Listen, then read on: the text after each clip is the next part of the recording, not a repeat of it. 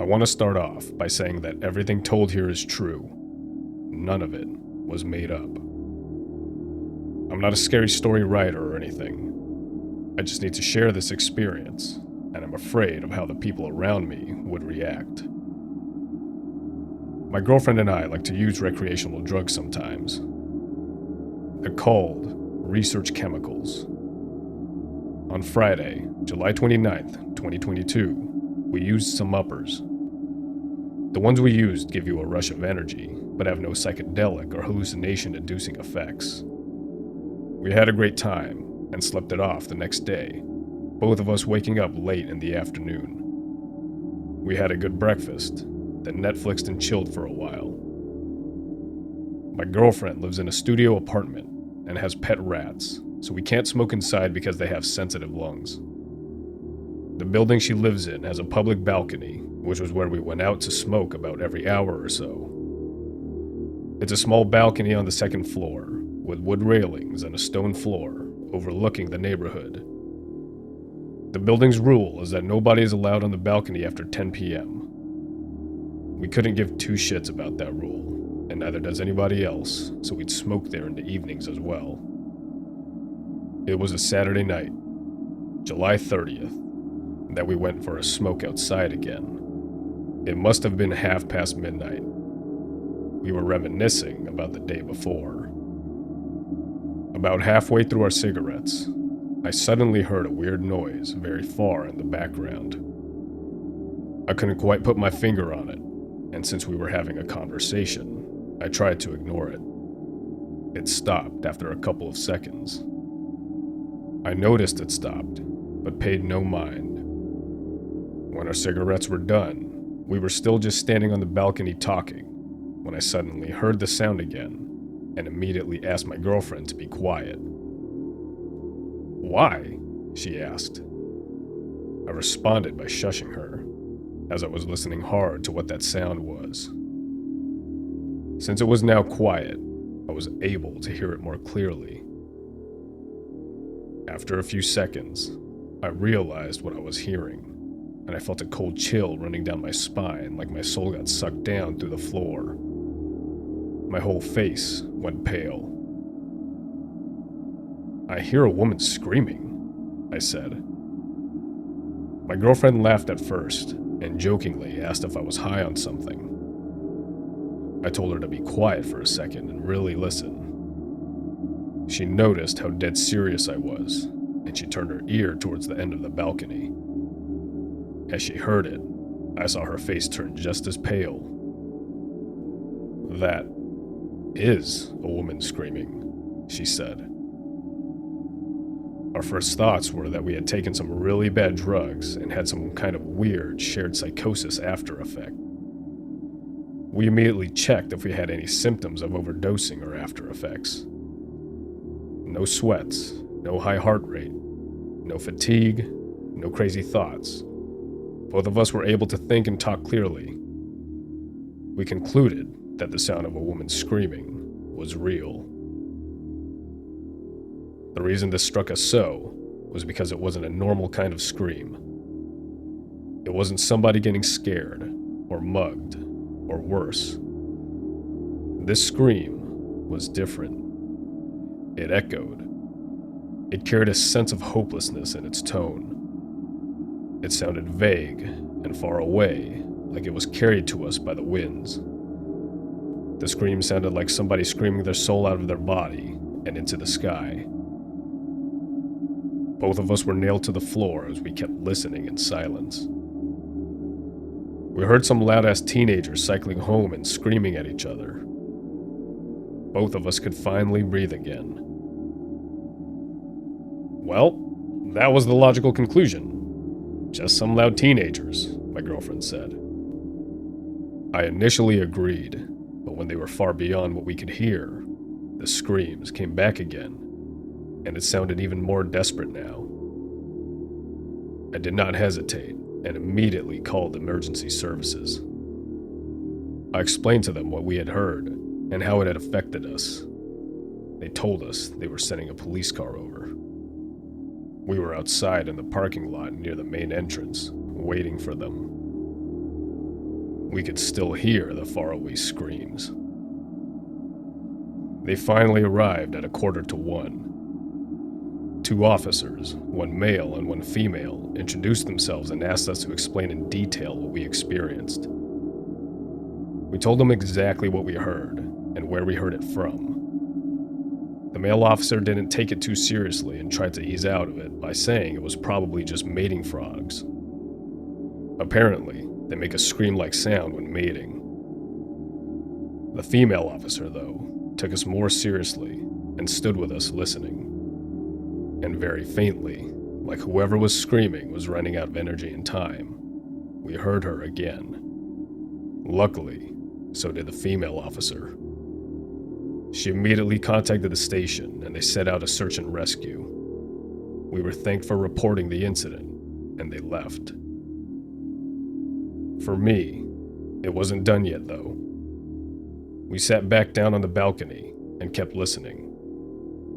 As we were sitting there, the night sky turned a pulsating blue from all the police cars driving around trying to find the screaming woman. We sat there just listening to the continued screaming, hoping it would stop when they found her. Must have been about 20 minutes later, almost 1:30, that the screams finally stopped. My hopes were that the police had found her and she was safe. But deep down, I had a feeling that she wasn't. That Wednesday, I was at my mother's house for dinner. She lives in the same town as I do. During dinner, I told her what we had experienced and how frightening it all was. My mother stood up without saying a word, walked over to the living room, grabbed that day's paper, and handed it over to me. "Woman found dead under fallen tree," the headline read. I was shocked. I felt my eyes filling up with tears and said with a shaky voice, "I heard this woman die." Against my better judgment, I kept reading. The 47-year-old woman was on a midnight walk in the woods last Saturday night when a tree fell over and crushed her legs. Local authorities believe the woman may have survived for several hours before succumbing to her injuries. She had been dead for almost 72 hours before she was found. The police refused to share further details as to her identity or passing. There was more in the article, but I could not and refused to read it through my tears. I did not have it in me to share this with my girlfriend out of fear of how she would take it. But that's not the most disturbing part of all this. I live alone, and sometimes when I'm in bed and can't sleep, at midnight, I can still hear her screaming. Sometimes my doorbell rings in the middle of the night, but when I go to check, there's never anybody there. I had a camera doorbell installed, and the only thing I caught on the camera was the sound of my doorbell ringing. Sometimes I hear a weird knocking sound like somebody is banging on wood. Stuff in my house seems to relocate on itself, such as clothing, food, and tools. My fridge door sometimes opens by itself. Whenever I look at my kitchen door, it feels like something is watching me. My cat Robin seems to stare at nothing in corners, and sometimes even gets a big tail and starts hissing at these empty corners. Ever since all that happened, my TV has this weird thing where it turns itself back on after I turn it off. It's only when I take the plug out of the socket that it stays off. All these things seem to only happen between midnight and 1:30. The most horrible thing I can still hear is her screaming when it's silent all around me. I called my doctor about this because I thought I was going insane. She referred me to a team of therapists. After countless hours of talks and sessions, they confirmed that I wasn't suffering from any form of delusion, hallucinations, psychosis, or any other mental illness that could cause me to experience all this. But I still do. She still screams at me. On January 2nd, 2023, I heard her screaming and banging again. when I went to bed and shut the lights off, I kept having this feeling like someone was standing next to my bed, watching me. And so I decided today, January 3rd, that I should write down this experience and share it in the hopes that she may find some rest in the knowledge that she won't be forgotten. Since we never got a name, I simply call her the Screaming Woman. May she rest in peace.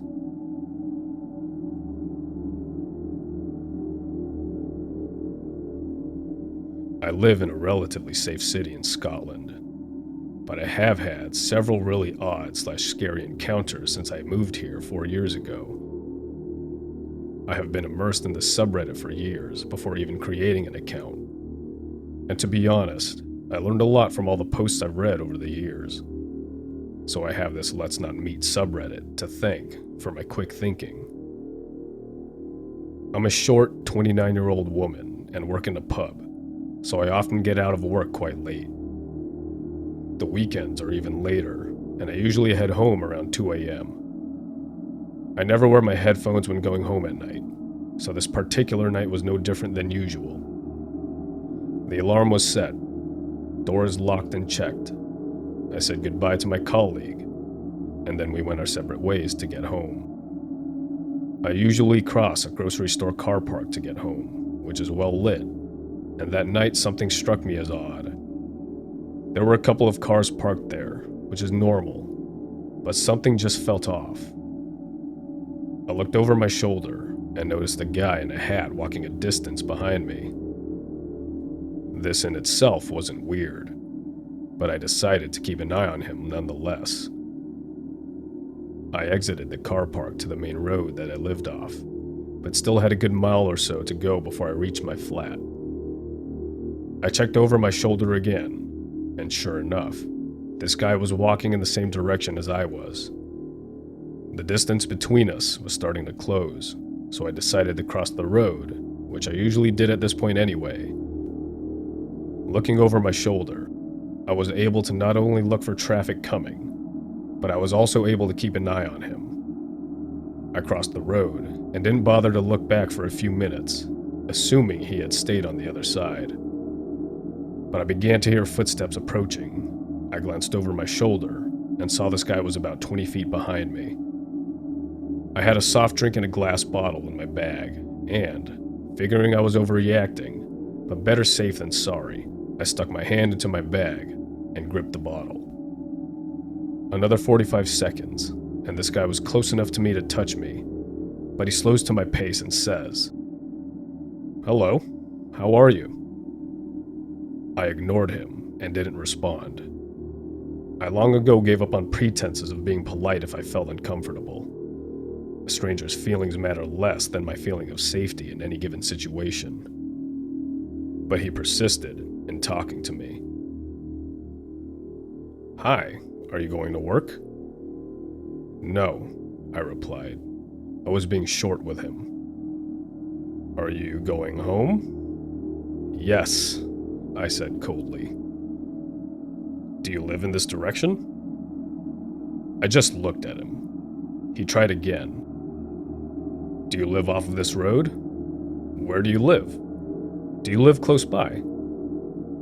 I didn't respond and slowed my pace, letting him walk on. I was still gripping the glass bottle, ready to hit him with it should he try anything. He tried to slow down so I could catch up with him, but I slowed down so much that I was barely walking. He was maybe 300 yards away at this point and simply stopped and turned around, watching me and waiting for me to catch up with him. I reached into my pocket with my free hand and tried my phone. Of course, my phone was dead. I figured it would be the last walk home, but the dodgy battery had other ideas. Surprisingly, though, I wasn't afraid. He had started walking again, but still quite slowly. He looked over his shoulder again after another minute, and I seized the opportunity. There was a path to a block of flats that was obscured by tall hedges, so I leapt behind them. I waited for nearly 10 minutes, never letting go of that bottle the whole time. I peeked around the hedges to make sure he was there. I peeked behind the bins and bus stops to make sure he wasn't hiding in wait. But as far as I could tell, I had lost him. Maybe he didn't mean anything by this. But if you suspect a woman is afraid of you, and she is walking alone at night, don't speak to her. It will not help. Especially don't ask her where she lives repeatedly. I was not drunk, and I didn't appear to be drunk or in need of any help. I was simply walking home as I ordinarily would. I am, however, inclined to believe he had bad intentions. I would rather be too cautious than not, and this subreddit has definitely taught me how to do that. So, creepy dude who seemed to be following me home, fuck off, and let's never meet.